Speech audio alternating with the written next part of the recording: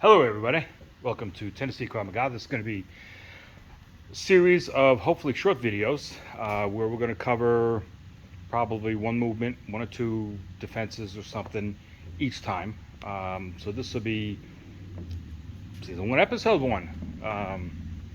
This will be basically level 1 training right now. So we're going to cover, today we're just going to cover the really fundamentals, and that's just stance and movement. Okay? So give me a second, I'll be right with you.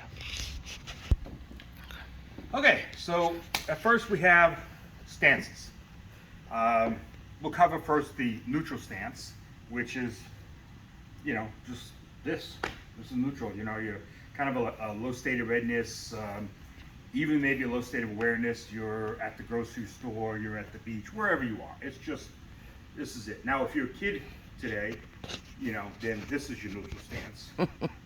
Okay, so here's our neutral stance. Now, when somebody presents a threat, you detect the threat for whatever reason. Somebody's mouthing off, somebody's starting to get mean looking, whatever else. So at that point, you're going to step into our defensive stance or fighting stance, however you want to call it. So what we do is we step into it. We don't step back, because in Krav Maga, we tend not to want to go backwards. We want to go forward, okay? Now what we're going to do is we keep our hands forward, okay? So the hands are forward to, let's say for instance, protect the pretty. We definitely want to keep the hands up, because if somebody strikes, you're able to block. If somebody's going to come around with a hook, you're able to come into tight cover, whatever you're going to do, okay? But it's important that we have our feet shoulder width apart, maybe roughly the toe of your right foot, if you're right-handed, in line sort of with the back heel of your other foot, okay? So it's roughly this far apart. Our heel is up. Always have 10, my goodness, I can't speak. Always have 10 toes pointed forward, facing your aggressor, okay? And again, your feet are roughly, the toe is almost in line with the heel. It doesn't have to be exact, but it's close, and that's the important part. And what I mean by your right foot is, if you're right-handed, this is your power leg. This is where you're going to get all your strength from, okay? So if you're left-handed, then it's going to be in this direction, okay? Because that is your power leg. So in this case, we're right-handed, so we're going to keep on with the right. So it's very important our foot is up like this. Our heel has to be up. We have to be flexible, get the knees going, get the hips going, pretend like you're going to dance. Well, you don't want to do that, in real life. But you want to be flexible. You want to be balanced, all right?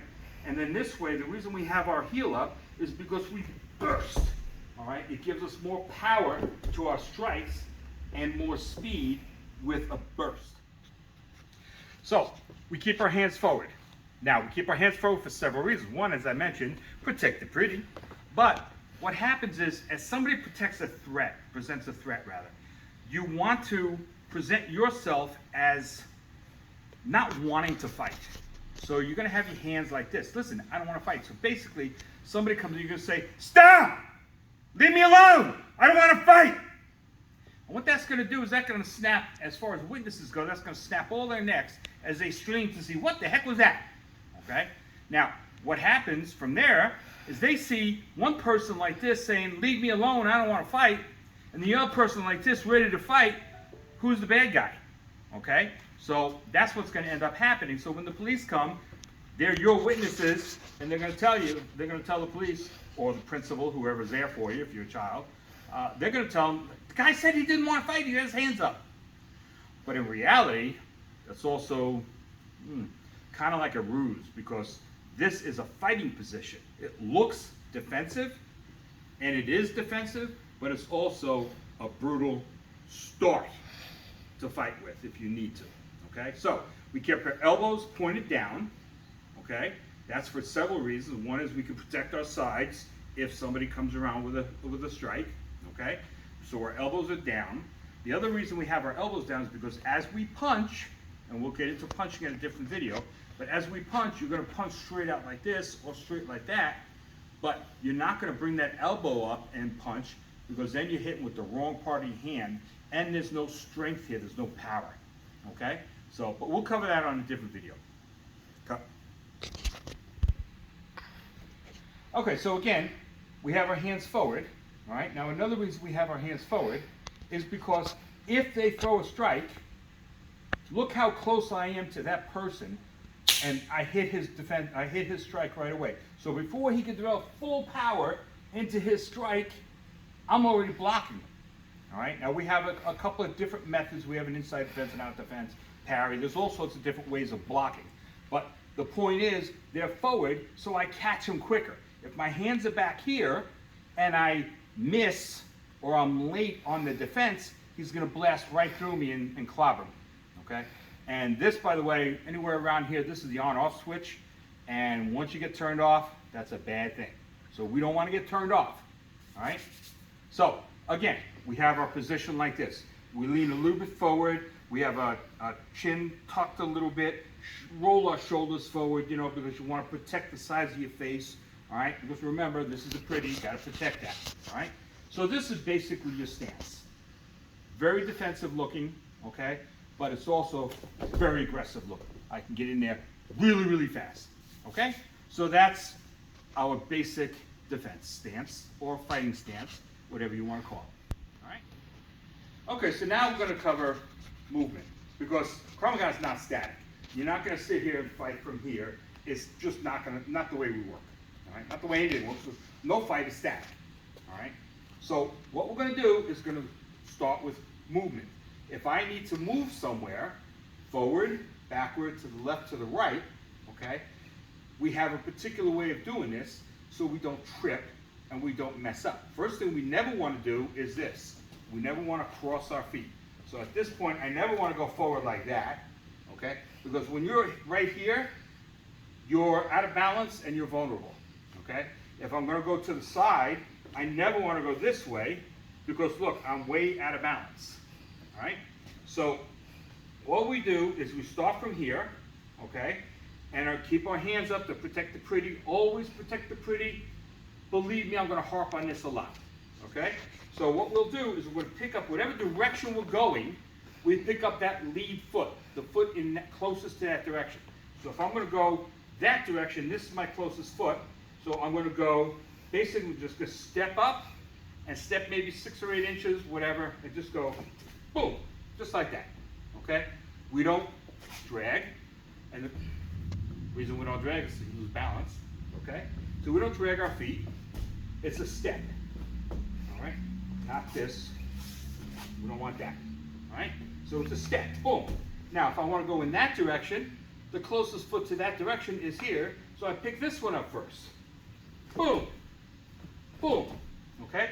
And we always wind up in our our feet have to be in the same defensive positioning. Heel up, roughly shoulder width apart, etc., etc. Okay? So we go here, we go backwards, we go frontwards. So that's our basic movement, forward, rear, and side to side. Okay? Now we're going to cover what we call a clock step. So if I'm here, I detect a threat from somebody here, and his drunk buddy comes at me, okay, because he wants to get involved, and he's coming over here, what I'm going to do is I'm just going to basically pivot on the ball of this foot. So as I come up on the ball of the foot, I'm going to snap. Everything's going to really, really just suddenly go, and it's going to go bang, okay? So you're coming up, and you're almost, not quite hopping, you're almost coming up a little bit, you're lifting up the weight off the ball of your foot, okay? You're lifting off the weight so that you can snap like that, okay? So everything we do in Krav Maga is a sudden snap movement, all right? So again, if he's over here, I'm going to just like that, okay? Now I'm ready for here. If he's over here, then I can just like that, all right? Very, very simple. Again, here, here, here. You always wind up in your defensive positioning, okay? You want to go backwards, it's the same thing, okay? Same thing all the way around. So that's your basic clock step, that's your basic forward and backward movement, and that's your basic stance.